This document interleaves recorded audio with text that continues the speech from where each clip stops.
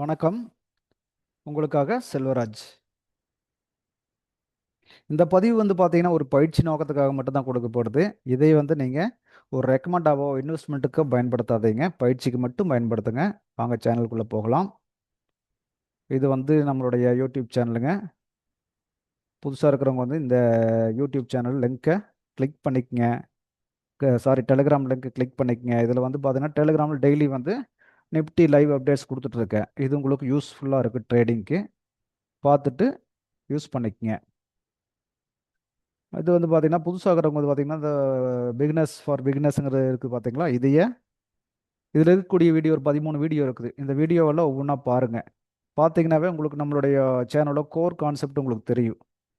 அதை பேஸ் பண்ணி தான் இத்தனை வீடியோ கொடுத்துருக்கேன். அப்போ இதில் இருக்கக்கூடிய சப்போர்ட் ரெசிஸ்டன்ஸ் ட்ரெண்ட் எப்படி வரையுது, ட்ரெண்ட் லைன் எப்படி வரையுதுன்னு தெரிஞ்சிட்டிங்கன்னா, அடுத்தடுத்து பார்க்குற பயிற்சி பண்ண ரொம்ப எளிமையாக இருக்கும் உங்களுக்கு.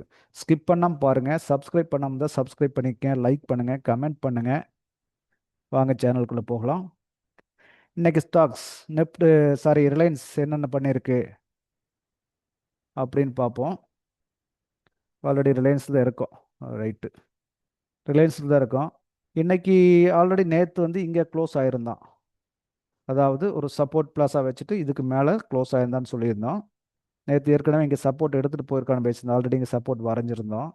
அவன் இன்னைக்கு என்ன பண்ணிட்டான்னு கேட்டிங்கன்னா, கரெக்டாக ரெசிஸ்டன்ஸுக்கு மேலே ஓப்பன் ஆகி ஃபஸ்ட்டு கீழே கொண்டு சப்போர்ட்டுக்கு மறுபடி மேலே நிறுத்திக்கிறான். எங்கே வந்தாலும் இவ்வளோ தூரம் கீழே வர்றான், சப்போர்ட் விட்டு கீழே வர முடியுதுங்களா?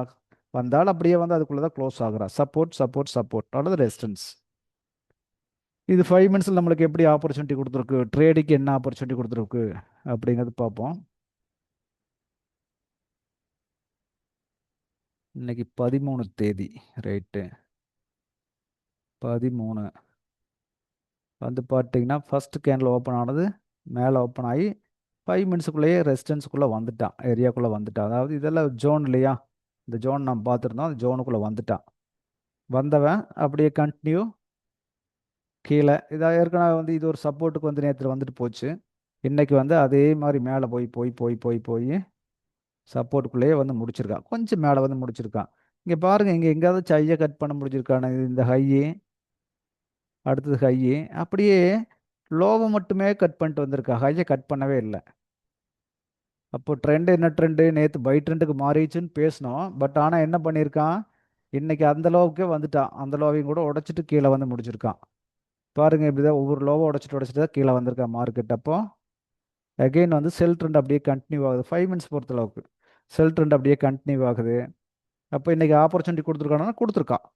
ரெசிஸ்டன்ஸ்குள்ளேருந்து வந்தாவே கீழே வந்தாவே அடுத்த சப்போர்ட் வரைக்கும் போவான். அதுதான் கான்செப்ட். ஆனால் மெதுவாக போகிறான், அவ்வளோதான். இது எப்படி போனால் நம்மளுக்கு என்னங்க? நம்மளுக்கு தேவை பைசா, அவ்வளோதான். இப்போ ட்ரேடு கரெக்டான ட்ரேடாக எடுக்கிறதுக்கு உண்டான வழி இங்கே இருக்குது. இன்னைக்கு கொடுத்துருக்கான். ஹெச்டிஎஃப்சி பேங்க் என்ன பண்ணா, நாளைக்கு என்ன நடக்குன்னு பார்க்க மட்டும் பார்த்தீங்கன்னா, ரிலையன்ஸு 1 ஹவர் நல்லா சப்போர்ட் எடுத்து திரும்புகிறான். அப்போ என்ன பண்ணுவாங்க? அடுத்தது அடுத்த ரெசிஸ்டன்ஸ் வரைக்கும் மறுபடியும் வரக்கு ட்ரை பண்ணுவேன். நாளைக்கு இதுதான் நடக்கும். பார்த்தீங்கன்னா, இது 50 60 55 இருக்குது. வந்தால் ஒரு 75 80 வரைக்கும் வரலாம் நாளைக்கு. அதுக்கு முன்னாடி இடையில இங்கே ஒரு ஸ்ட்ரகிளிங் பாயிண்ட் இருக்குது. இது பிரேக் பண்ணால் தான் வர முடியாது. இது இந்த இடத்துக்கு வந்துட்டு கூட திரும்பலாம். 65 70 வந்துட்டு கூட மார்க்கெட் ரிவேர்ஸ் ஆகிறதுக்கு பாசிபிலிட்டி இருக்குது. ஹெச்டிஎஃப்சி பேங்க் இவன் 1 ஹவரில் பார்த்தீங்கன்னா, இவன் ஒன்றும் இல்லை, பார்த்துட்டிங்கன்னா அதே தான். இந்த ஒரு சப்போர்ட் ஏரியாக்குள்ளேயே 3 நாளாக நின்றுட்டுருக்கான். 3 நாளாக ஓட்டிகிட்டு இருக்கான். முதல் நாள் இங்கே ஓட்டிக்கிறான், 2வது நாள் நேற்று இங்கே, இன்னைக்கு இங்கே. இது எதை இவன் பண்ணிகிட்டு இருக்கான்? சப்போர்ட் தான். சப்போர்ட் உடச்சிட்டு கீழே போல் மேலே நேற்று பை ட்ரெண்டுக்காக உடச்சிட்டு தான் மேலே நின்றுட்டு இருந்தான். இன்றைக்கி எகைன் மேலே ஓப்பன் ஆகி அப்படியே கீழே வந்திருக்கான். ஏன்னா ஒவ்வொரு லெவல் அவன் தாண்டணும். தாண்டினா தான் அடுத்தடுத்த லெவல் போக முடியும். இப்போ அந்த லெவலுக்கே வர மாட்டேங்கிறான் பாருங்க. வர முடிய மாட்டேங்குது, பார்த்தீங்களா? அங்கே வந்தவே ரிஜெக்ட் ஆகுறான். அப்போது ரிஜெக்ட் ஆகுறானாவே அடுத்த ஸ்டேஜ் என்ன நடக்குதுன்னு பார்க்கணும் நம்ம. 5 மினிட்ஸில் பாருங்கள், ஒன்றும் இல்லை, இதே தான் நடந்துட்டுருக்கான்.